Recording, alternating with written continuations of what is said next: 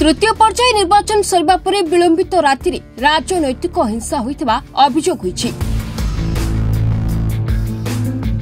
गत 25 तारिख तृतीय पर्याय निर्वाचन कटक सदर निर्वाचन मंडल शांति श्रृंखला सह सरी जाइथिबा बेले अभियोग होइछि विलंबित राति घटिथिला निर्वाचनी परर हिंसा। 8-10 जन युवक माणास्त्र धरी घरे पशि परिवार सदस्यों को आक्रमण भंगारुजा लुट भली संगीन अभियोग होइछि आ मामला एबे जाई पहुंची थाना रे। कटक जिला निश्चित कोइली ब्लॉक मोहम्मदपुर गांव राजकिशोर दास घरे गत 25 तारिख विलंबित राति दुर्बृत्त माने परिवार सदस्य को आक्रमण करी घरर आसबाबपत्र भंगारुजा करने सह घर सुना अलंकार लुटि नहीं नहीं गत काली किशोरनगर थाना राजकिशोर एक लिखित अभियोग करिसेंती। मो श्री छातपुर दौड़ी आसला गला दौड़ेला किए घरे पशिगले मुझे आसिक आम उभे दी जन आग घेरी पकईलु हठात गाड़ी गुलज कले खराब आशारे कहले तो पुओ को बाहर कर ना तो पुओर मुंड मुंडी अलगा करदेबू एति कहया भितर सडन आमको चार्ज कले मते मो स्त्री की मो बो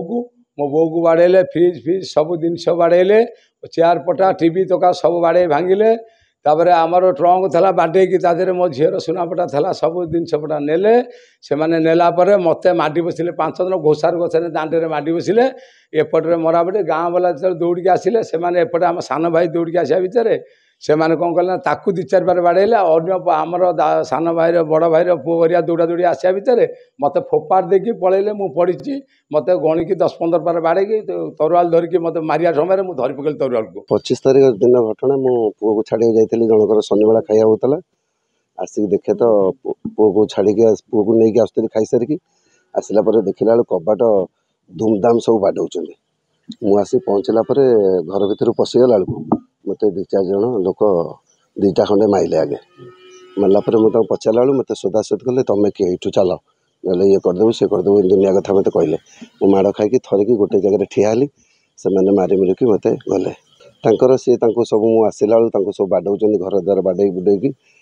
से भाई की 2-3 जन धरी जड़े कुराड़ी धरी से देखिकी मुझे निजे थरिली खाली किसी उपाय ना मो देहरे किसी कहवाई भी काले बाड़े बुड़े पकेबे।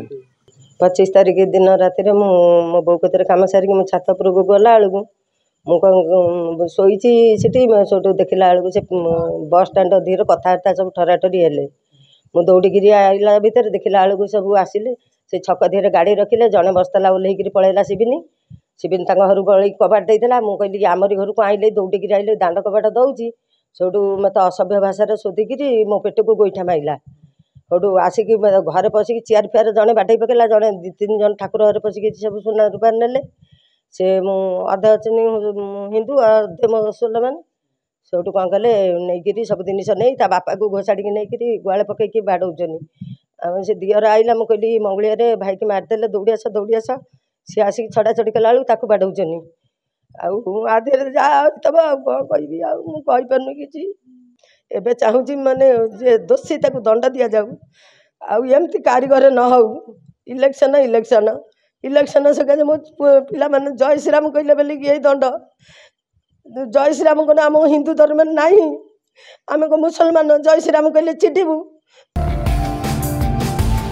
से दिन राति पंचायतर विश्वनाथपुर गाँव नृसिंह मल्लिक युवक मैंने आक्रमण करथिबा कुदानगरी थाना रे अभियोग करथिले हेले थाना अधिकारी ए घटना तांको एरिया भितर जाउ नथिबारु तांको किशोरनगर थाना रे एतला देबाकू परामर्श दैथिले। अपरपक्षे नृसिंह आक्रमण भୟରେ स्थानीय गौरांग नामक जने व्यक्ति घरे पशिଯାଇଥିବା बेले अभियुक्त माने तांको घरर कबाट भांगी नृसिंह को मरणान्तक आक्रमण करथिले। तेबे परिप्रेक्षी में गौरांग झील बंदिता मल्लिक पालटा नृसिंह नाम एतला करिसेंती। सूचनाचक गौरांग घर नृसिंह को अभियुक्त मैंने जो गोड़ाई किशोरनगर और कुदानगरी थानार सीमारेखा स्थल में उभय थाना उभय आड़ को दोष ठेली देथिबार अभियोग होइछि। 25 तारिख दिन इलेक्शन सैला मुझे पोल पर ठिया होइथिले पोल ठिया भितर रवि भंज पुओ दिलीप भंज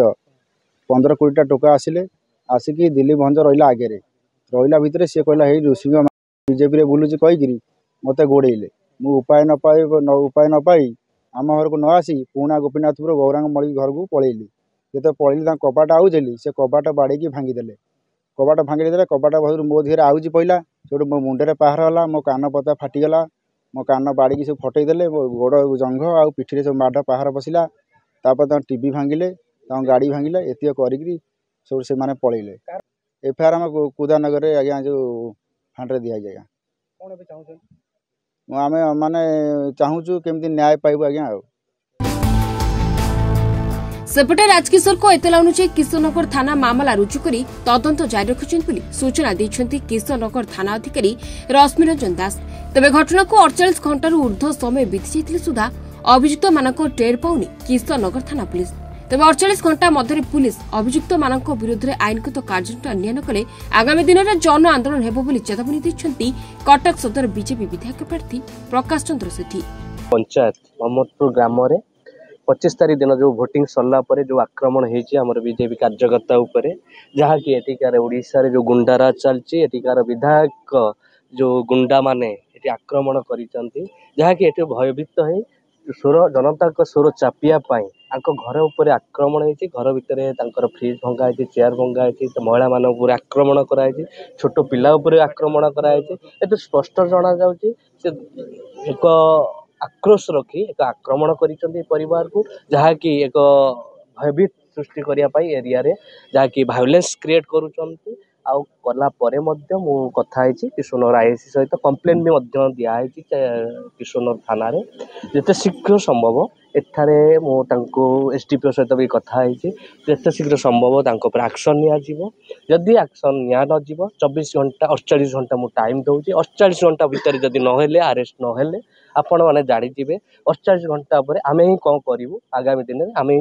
ब्लूप्रिंट आगामी दिन दे देबु काहेकि एतेरे कहार भयभीत आउ कि आक्रोश आ गुंडाराज आमे एठारे बंद करिवु। गुंडा आगामी दिन से गुंडाराज जो साहस करूथिले साहस करिवेनी आमे उचित जवाब देबु आगामी।